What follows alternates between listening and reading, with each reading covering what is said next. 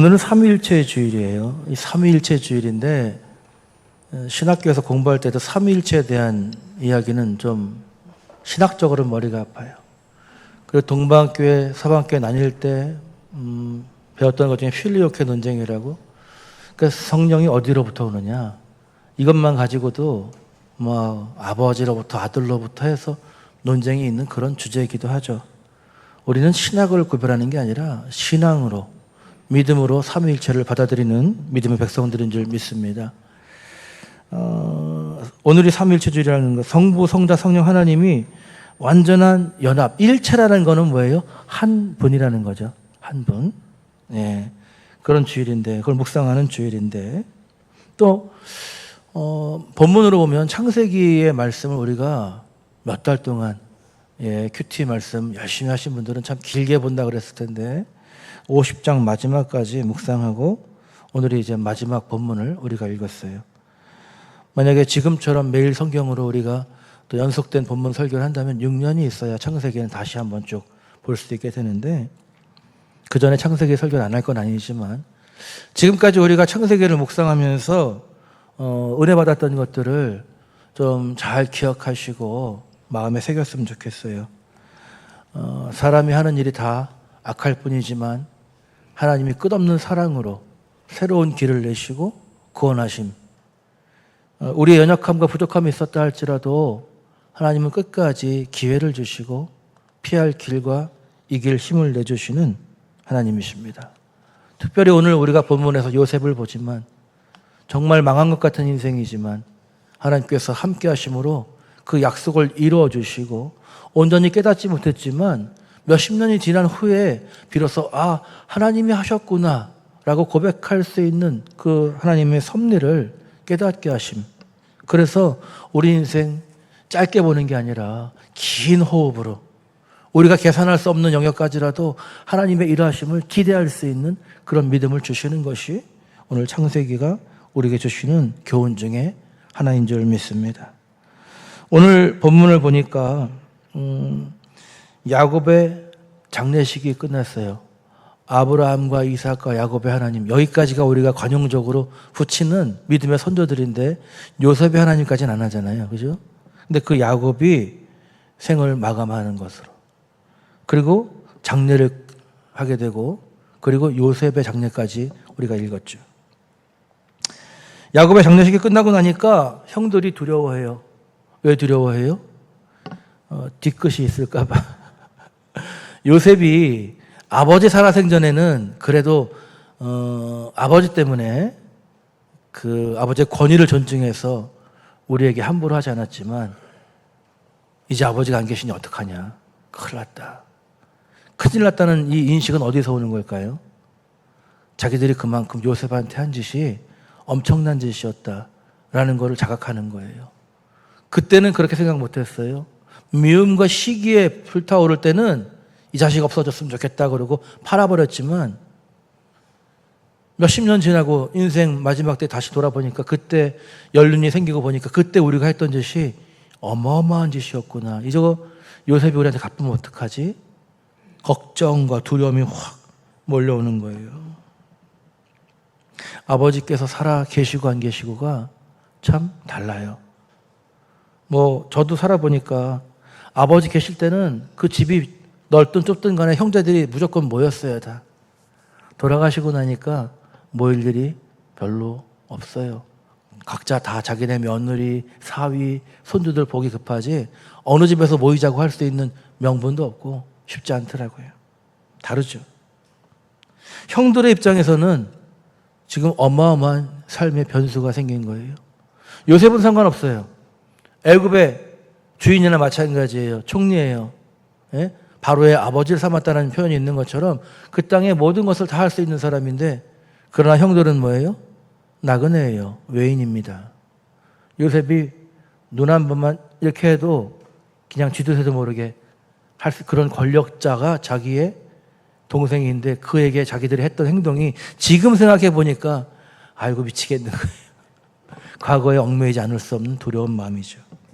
그런데 이 긴장감은 요셉의 위대한 용서를 통해서 성경에서 가장 아름다운 화해의 장면으로 승화되고 있어요. 왜 아름답다고 이야기를 하냐면 사실 성경에서 가장 아름다운 화해는 예수 그리스도의 십자가인 줄 믿습니다.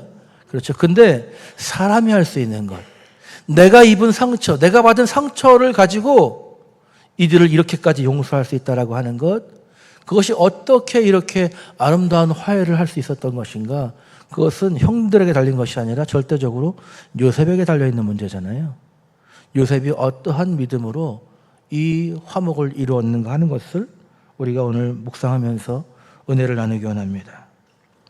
배신과 상처를 올려줬던 이 가정이 어떻게 이 창세기 50장 마지막에 형제간의 눈물로, 그것도 죄 지은 자가 아니라 괴롭힘을 당했던 피해자인 요셉이 눈물로 형들을 위로하고 격려하면서 이렇게 훈훈하게 마무리가 될 수 있을 것인가.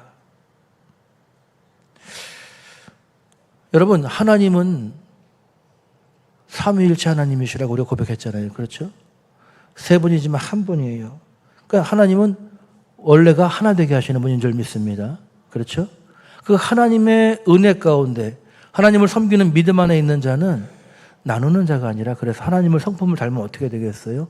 하나 되게 하는 자, 화목하게 하는 자, 서로 사랑하는 자가 되게 하는 것이 하나님을 닮은 믿음의 백성의 삶의 원리인 줄 믿습니다.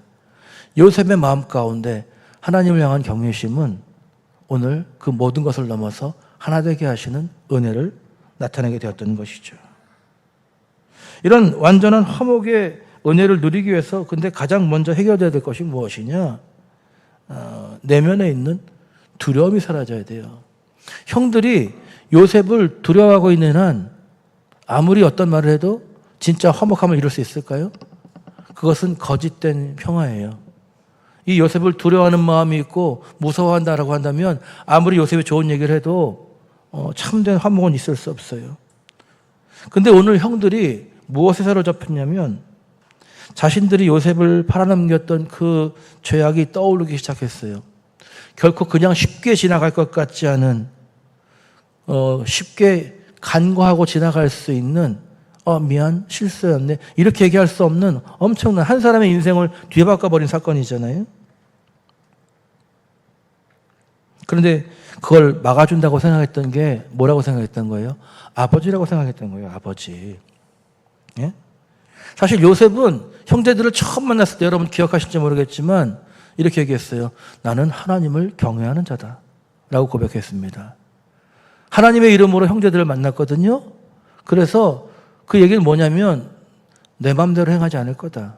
심판도 정죄도 다 하나님께 속한 것이고 공의롭게 행할 것이라는 그런 말이 전제되어 있는 것이 나는 하나님을 경외하는 자다라는 고백이었죠.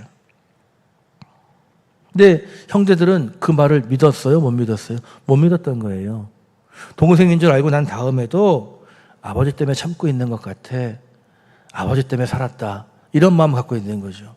하나님을 믿는 그 정직한 믿음으로 인해서 이들을 용서하고 분명히 뭐라고 그랬냐면 당신들이 날 보낸 것이 아니라 하나님께서 당신들을 통해서 나를 미리 보내셔서 당신들을 구원하기 위해서 날 보내셨다라고 고백했거든요.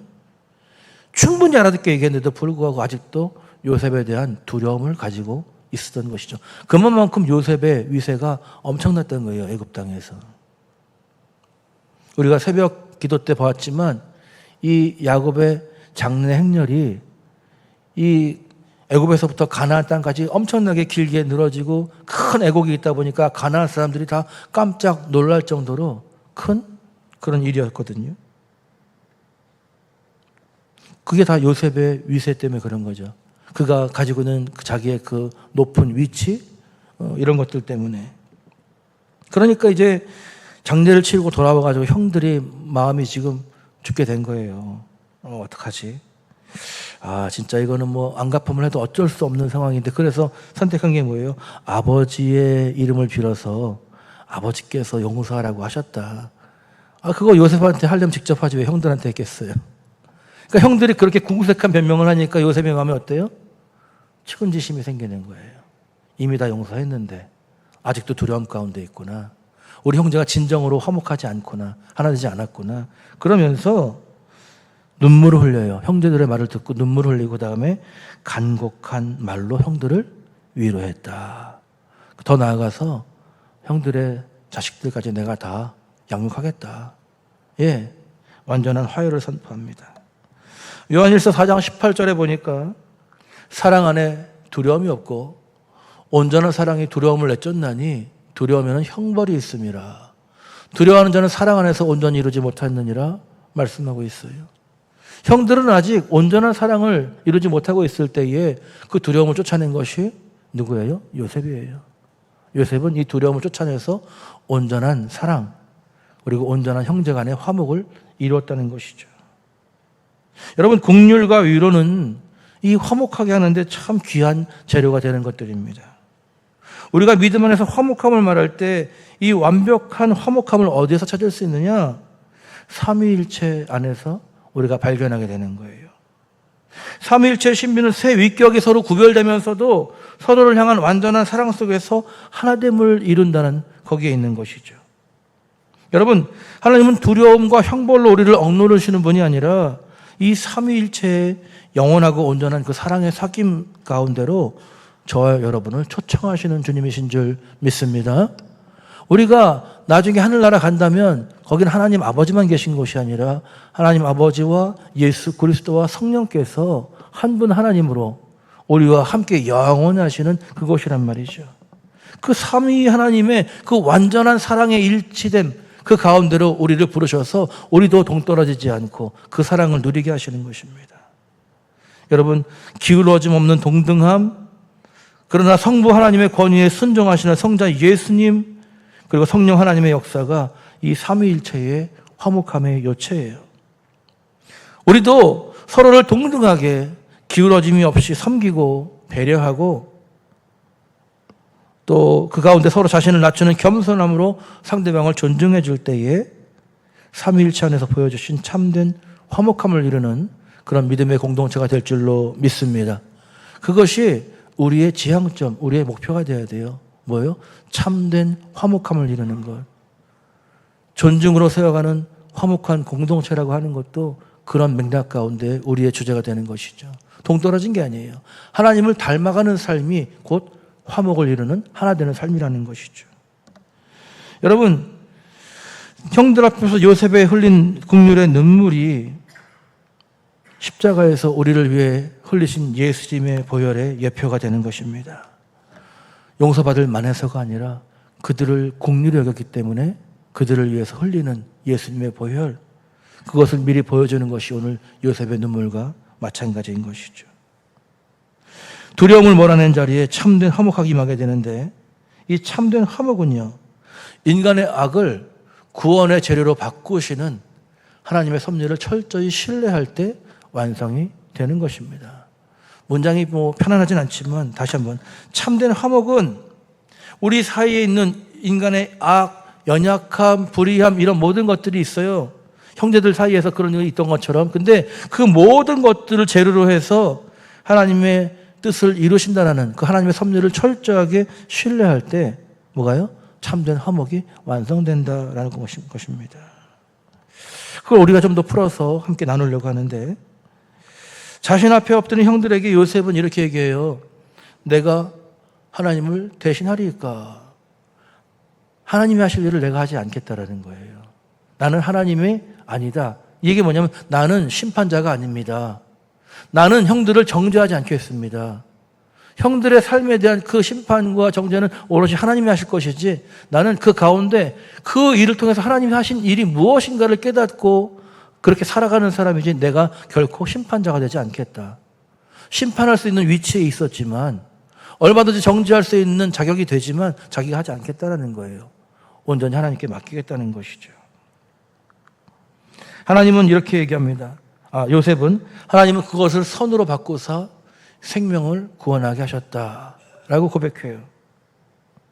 여기서 중요한 게 바꾸사라는 말인데, 오늘 중요한 히브리어 두 개를 우리가 볼 텐데, 이 바꾸사라는 게 뭐냐면 하샤브라고 하는 얘기예요. 하샤브.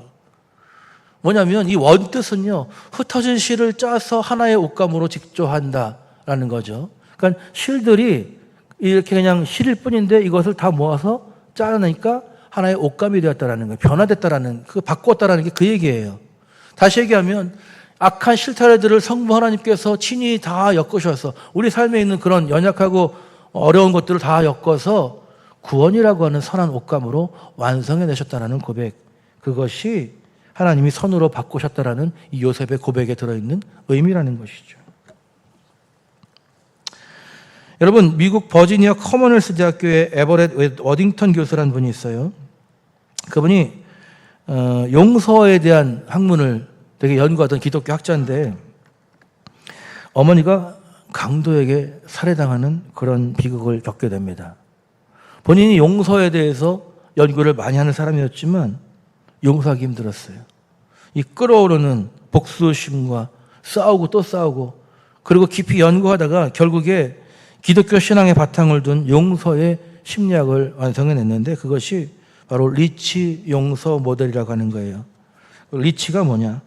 REACH, 다 약자예요, 약자. 그래서 리치 forgiveness 모델인데, 이 리치가 뭐냐면 용서에 이르는 5가지 핵심 단계, 이 영문의 앞 글자를 딴 조합이 리치인 거예요. 그래서 recall the hurt 해서 상처를 객관적으로 회상하고, 이게 R이죠. 그 다음에 가해자와 공감하고 이타적 선물로 용서 베풀고 용서하기로 결단하고 용서를 굳게 유지하기, hold on to forgiveness까지 해서 이 5글자를 해서 리치 용서 모델이라는 것을 만들어냈는데, 그 결론이 무엇이냐면 비슷한 얘기예요. 앞에서 나눴던 거랑. 용서란 과거의 상처를 부정하는 것이 아니라 그 상처 너머에서 일하시는 하나님의 선한 목적에 나의 삶을 의탁하는 결단이다라고 정의를 내렸어요. 5줄이라 좀 길어요. 다시 한번.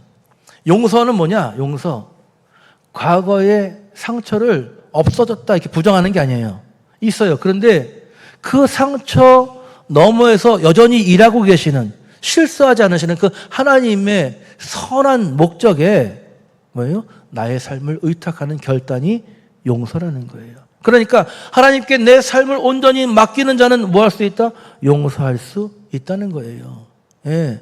내가 마음이 넓어서 용서하는 것이 아니고, 내가 위대한 인격을 갖춰서 용서하는 것이 아니라 그 아픈 상처 너머에도 일하고 계신 하나님이 계심을 내가 믿기 때문에, 그 하나님을 신뢰하기 때문에 하나님이 이 모든 것을 합쳐서 하샤브 하실 분, 이 많은 실들, 상처들을 엮어서 천이 되게 하시는, 변하게 하시는 하나님을 믿기 때문에 내가 용서할 수 있다는 것이죠.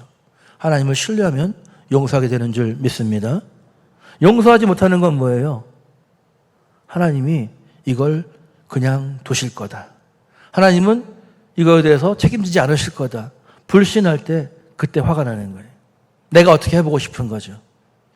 근데 내가 상처받은 것에 대해서 나보다 더 나를 잘 아시는 주님께서 이것이 변해서 복이 되게 하실 것을 믿으면, 그러면 연약해서 그런 거지. 예수님께서 십자가 위에서 저들이 하는 일을 알지 못합니다. 저들의 죄를 용서해 주십시오.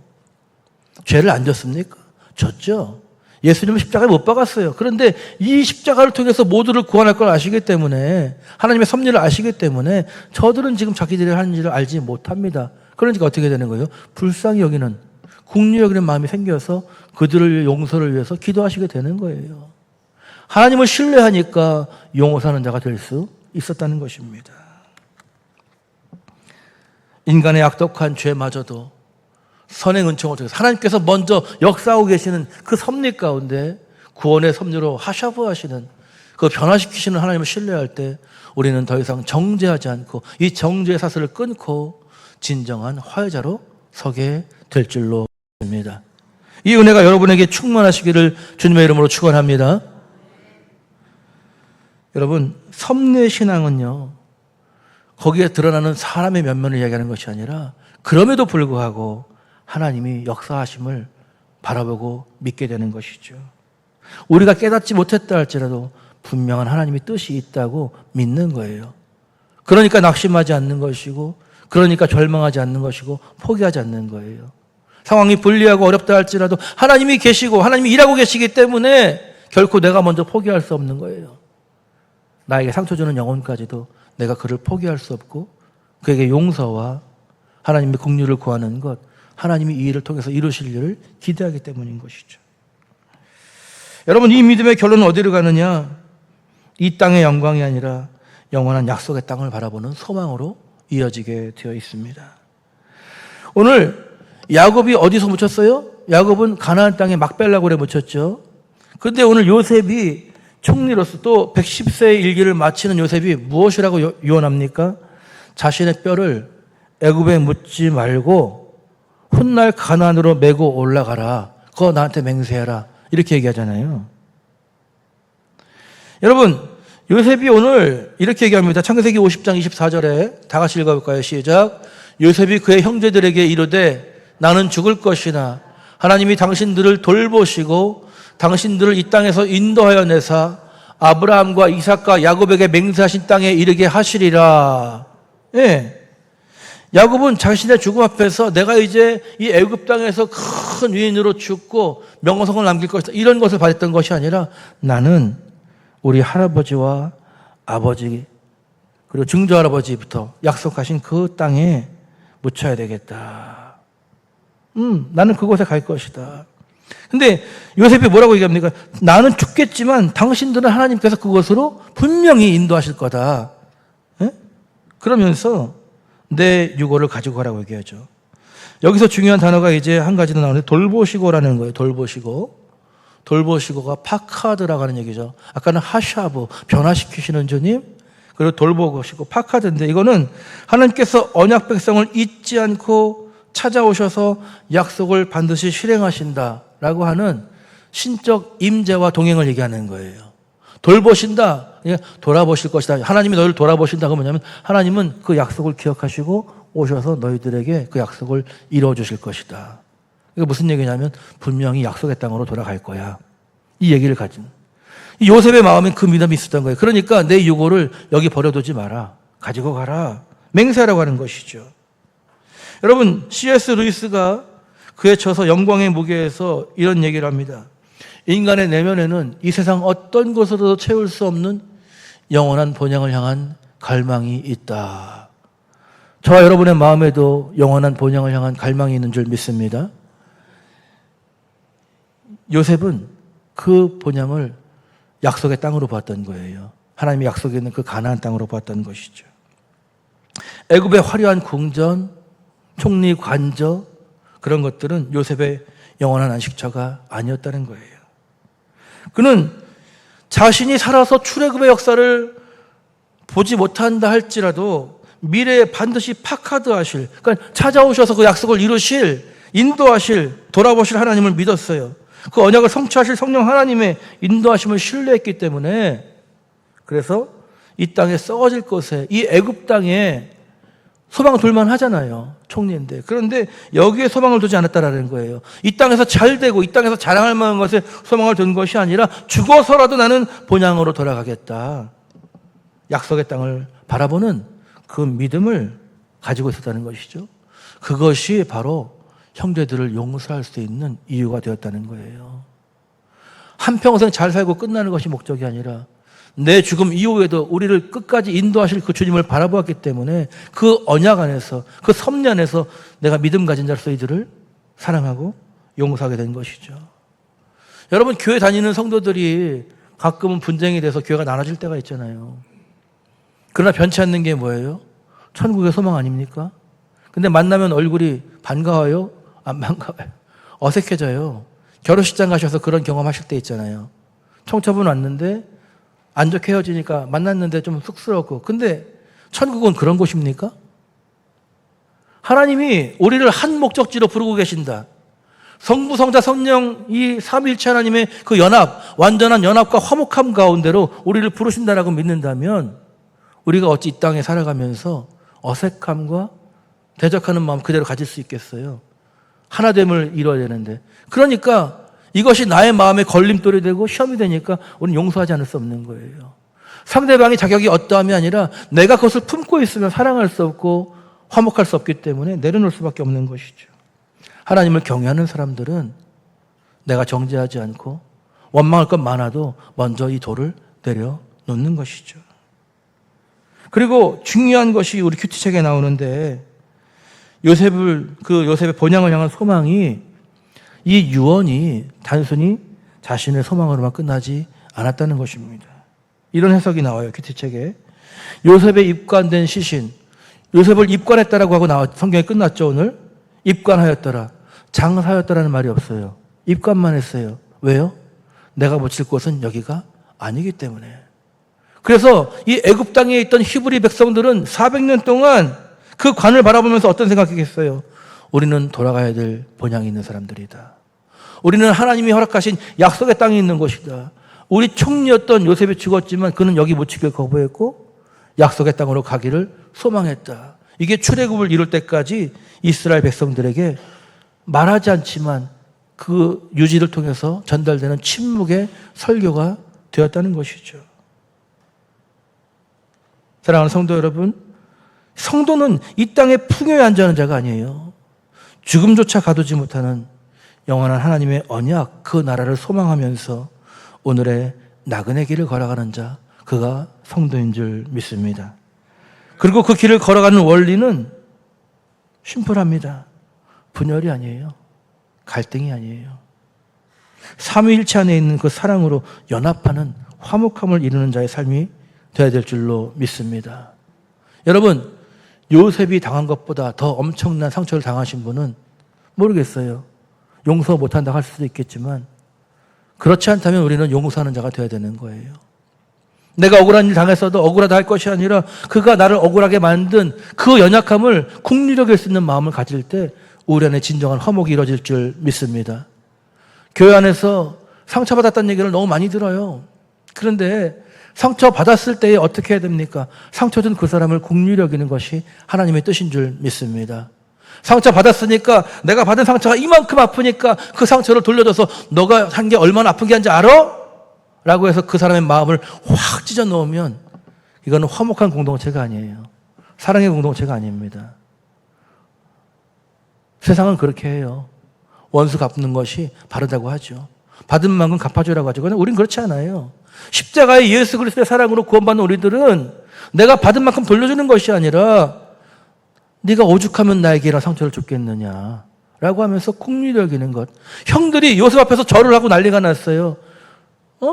해코지 당할까 봐. 근데 형님들을 말려요. 눈물을 흘립니다. 그들을 격려해 진심으로 위로합니다. 그러면서 내가 형들의 자식들까지 양육할 텐데 걱정하지 마세요. 내가 하나님을 대신하겠습니까?